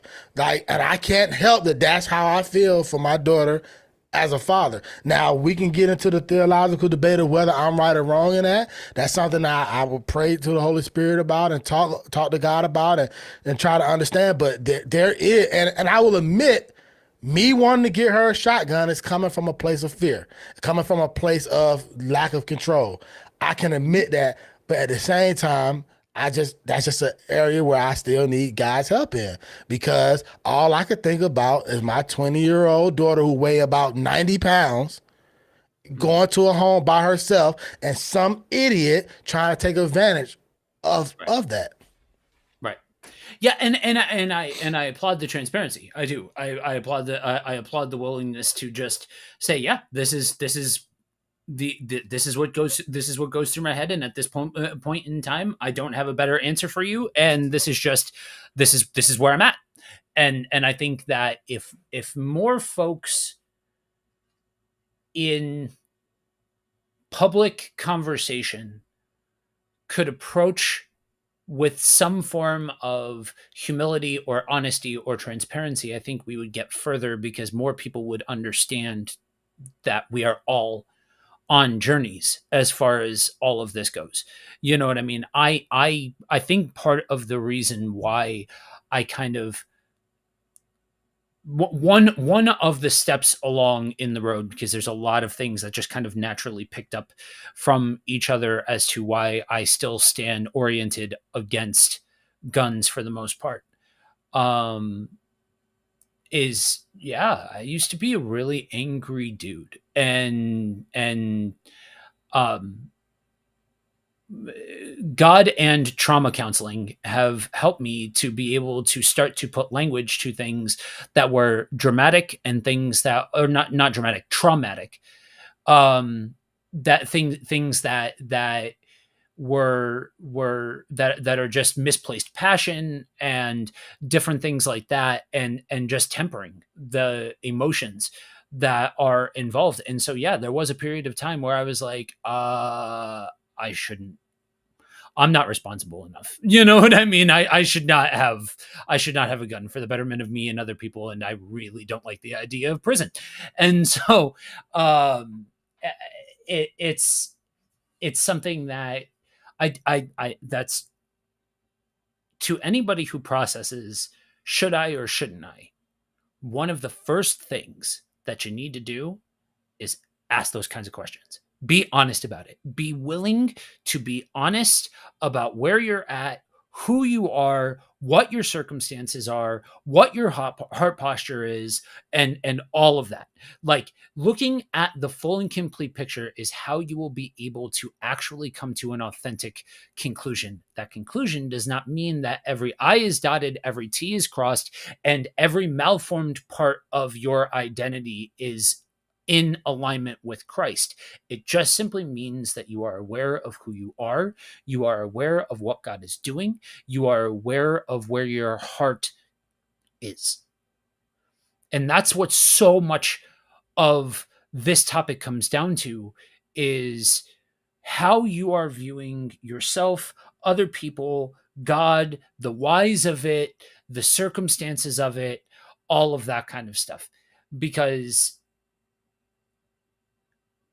whether it's a fraction that's influencing everything, or a giant spot where it is so evident, if your heart posture, your mentality, your positioning is not in alignment with God in all of that, that's something that needs to be addressed. And whether or not you own a gun, or whether or not guns are okay, are it is an entirely different matter. And or it's just an aspect of that. It's just something that is subject to whatever that heart posture issue is. And you notice how in none of this we got into the, one of the big topics that centered around this conversation is, should should there be an armed individual at every school? If a teacher had a gun, should they, blah blah blah.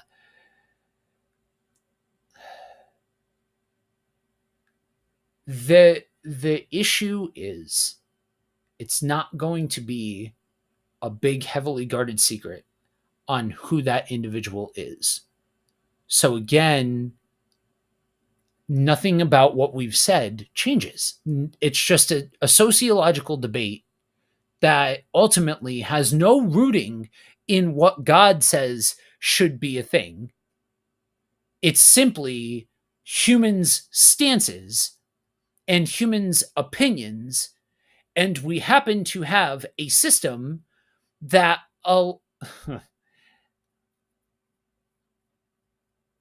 that openly states that it allows people the ability to be able to cast their opinion in a formalized way. I'll say it like that. Yeah. So here's my thoughts on that. I honestly don't know where I stand on should teachers be able to carry or not. Yeah. Well, actually, I do know where I stand. I think, in my personal opinion, this is my personal opinion.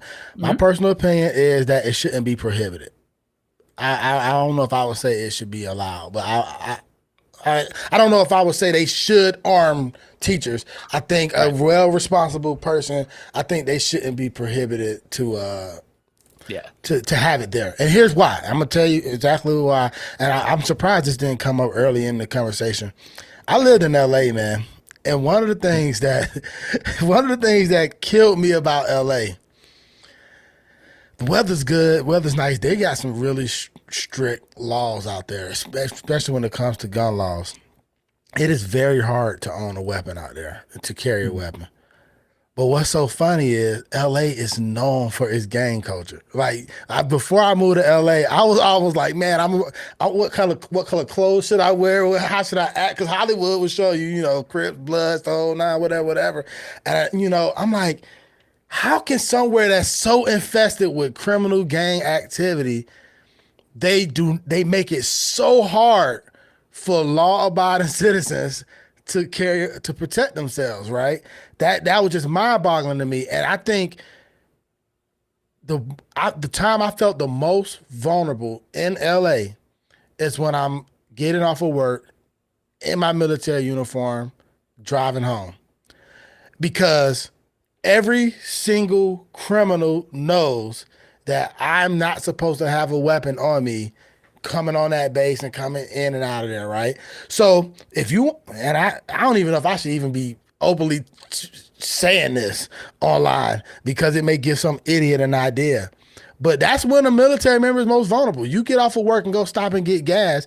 You're technically not supposed to have your weapon on you because you went through the gate. You went through the base, Mhm. right? And so if you're out there without your weapon, big target, I'm in the military, so I got some kind of money. I'm doing whatever. I am in a position. I have just officially given the person who don't want to follow the law an advantage over me, and it's making me like a huge target.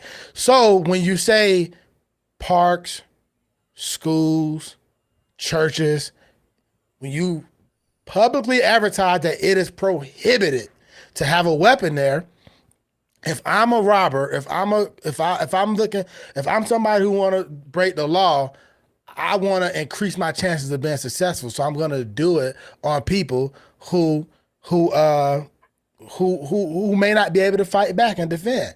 So to me, I feel like that puts them at a huge disadvantage. And so that's why I say I don't know that I would. I don't know that I agree to make it publicly known that it's prohibited to have a weapon in those areas because it does make you kind of like a sitting duck or whatever, or a target, if you will. And so to me, I think if teachers who were trained to conceal carry and all that, they were allowed to do it. Not necessarily they were told they have to or they should. They were allowed to.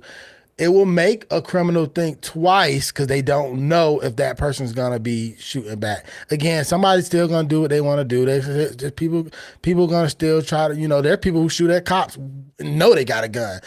So I'm not saying it's gonna fix everything. But what I am saying is, if I'm a criminal and I know you don't have a weapon, I'd rather target you versus the person who does have a weapon. Yeah.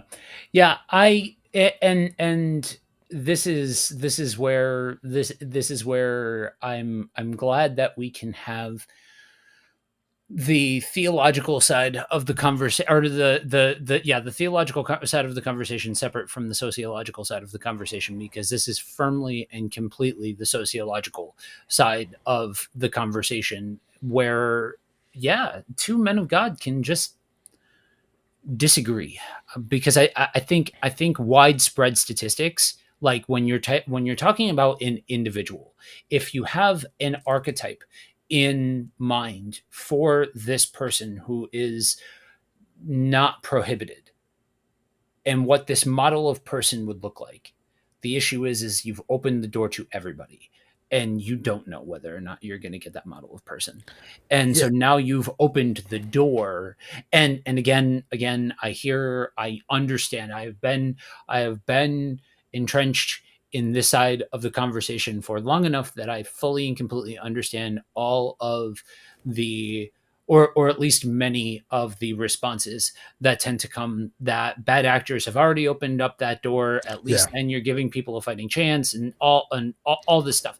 The problem though is it's all still subject to humanity. It's all still subject to the fact that, like, I think of some of the teachers that I saw and how big of creeps they were, and hitting on women, or the dumb jock mentality with some of them, that they would handle things in a certain kind of way, and just the things that happen to students. And then you add the volatility of having a potential for one of these to be armed. It you and then it takes one person to know who that is, tells another person, tells another person, tells another person, tells another person, and now they're public spectacle, and they are known as the one who carries their gun and is armed. And you've essentially defeated the purpose. You've just turned that person into the target. So now I know exactly who I need to go after. You know what I mean? There's no, it doesn't actually fix anything. It puts a butterfly on a giant gaping wound from my perspective.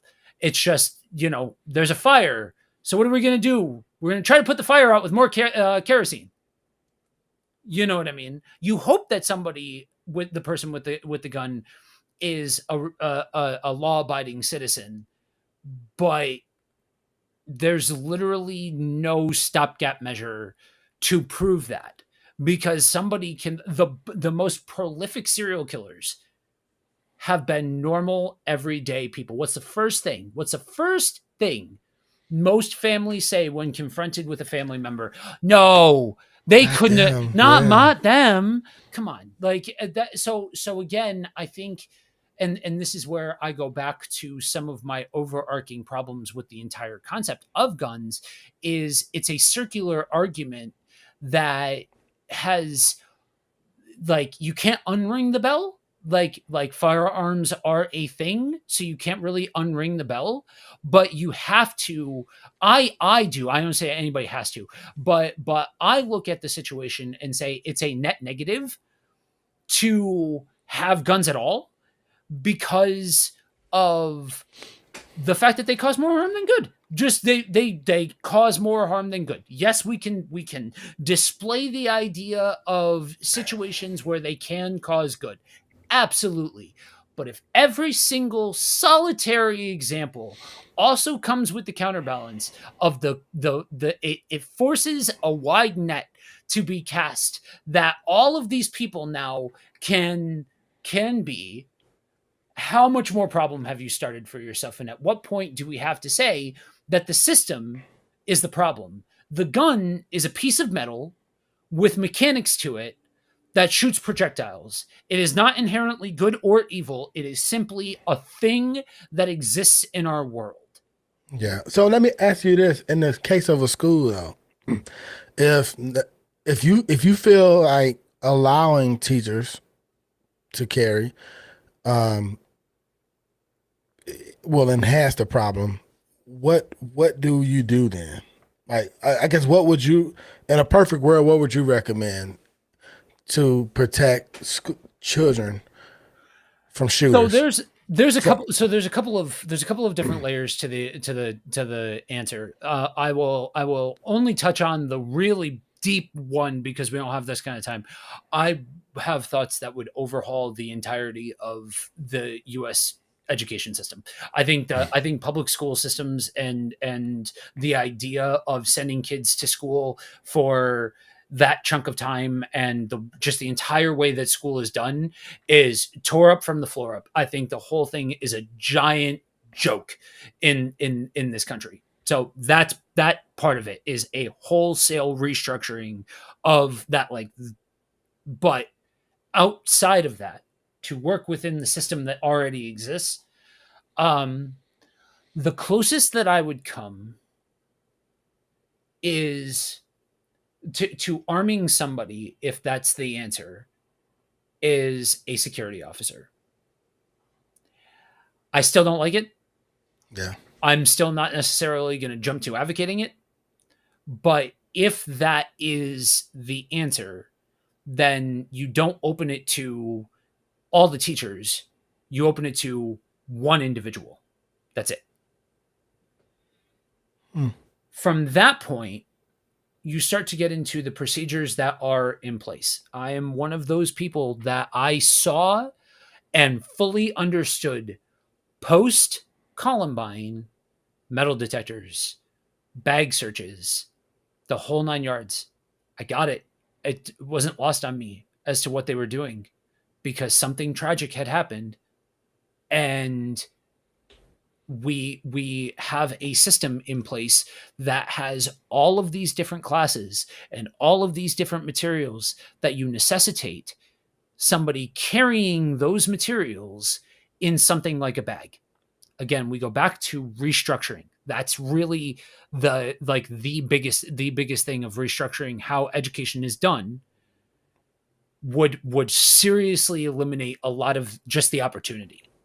Yeah. You Now, know, I could see like I can get on board with like a security, but I wouldn't say just one person. I would say more like a single point of entry to get to the school. So like a gate, a yep, guard yep, gate member or whatever, just like on a military base, or if you go to any like courthouse or whatever, you gotta go through security before you can get to certain areas. I think if I agree with you, like if you're gonna force kids to be in a public school situation, then you need to yep. pony up the money to protect them, just like you will protect the White House, you'll protect the military base, you'll protect anywhere else. So, okay, Yeah, I was I just curious.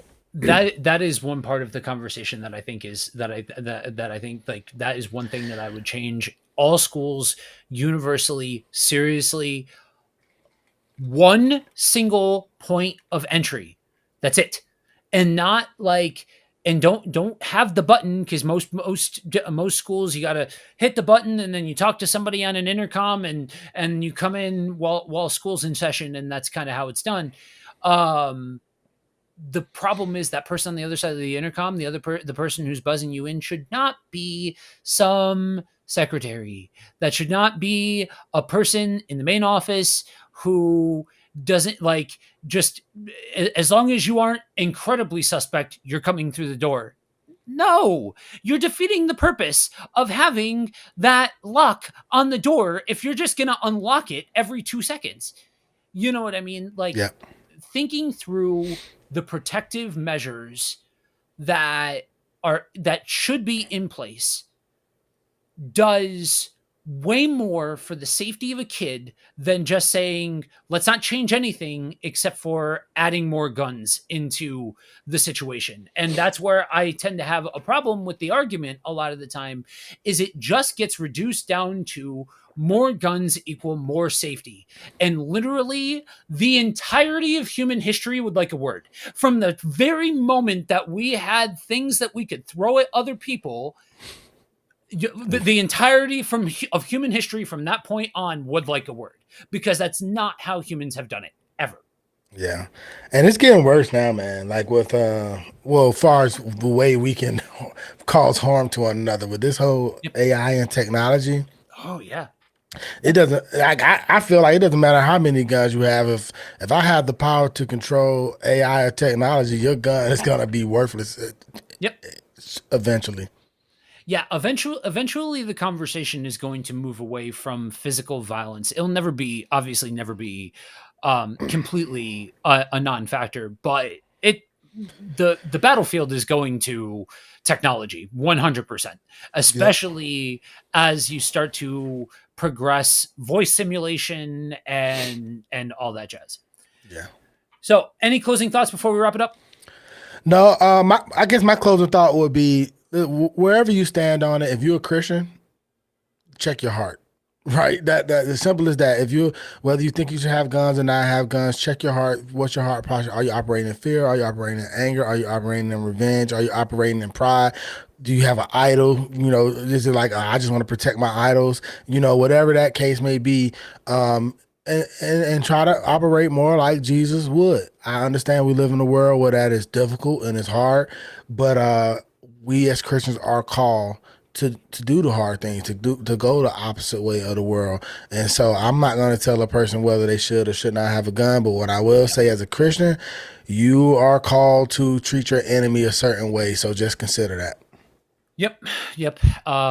It's the reality is whether you agree with me on the things that I stood out on, or you agreed with Rico on the things that he stood out on, or you thought that this was largely uneventful because we didn't sit here and go for the throat for 2 hours. Wherever you land in all of this, hopefully you were able to see that two people can come together, have an intelligent and pointed conversation about a topic without any necessity or burden to convert the other one into a different thought process or a different position or anything like that. Regardless of the situation and circumstance, when it comes to guns, weapons, anything like that, I'll echo it. Check your heart. Because the reality of community and loving your neighbor is so non-dependent of circumstance and situation. We need to come to grips with that. We need to come to grips with the fact that loving your neighbor and loving God, and by effect of loving God, engaging with people in a certain way, even people that have come against you, that all matters in this conversation. And so if you are somebody who gets hot under the collar about their right to have guns and somebody taking it away, start asking some questions. Why does it make you hot under the collar? Why are you feeling that way? What about it's triggering? All of that jazz. If you are somebody who wants to tear it all down, who wants to destroy the machine and it's all bad, ask why. Ask why you feel compelled to be the righteous voice that has a better idea on everything than everybody else. Ask yourself the question, what are you angry at? What has you so worked up? And there's there so that is going to be unique to your situation in your circumstance, but it matters. Investing at a heart level in this conversation matters.